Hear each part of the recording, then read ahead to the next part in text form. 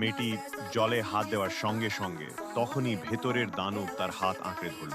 সে কিছু বুঝে ওঠার আগেই তার চোখের সামনে একজোড়া ছোট্ট জেড পাথর একসাথে মিলে একটি হাতের আকার নিল।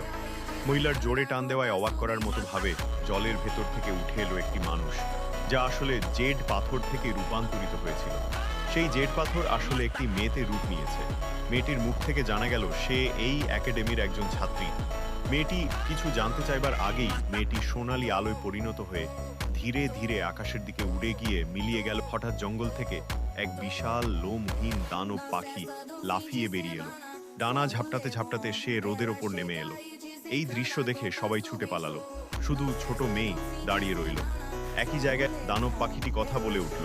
মেয়েটি চেষ্টা করলো তাকে আগের রূপে ফিরিয়ে দিতে, কিন্তু ঠিক সেই মুহূর্তে কিছু না জেনেই ছেলেটি হিরো সাজার জন্য ছুটে এলো এবং হাতে থাকা পবিত্র তলোয়ারটা তার দিকে ছুঁড়ে মারল।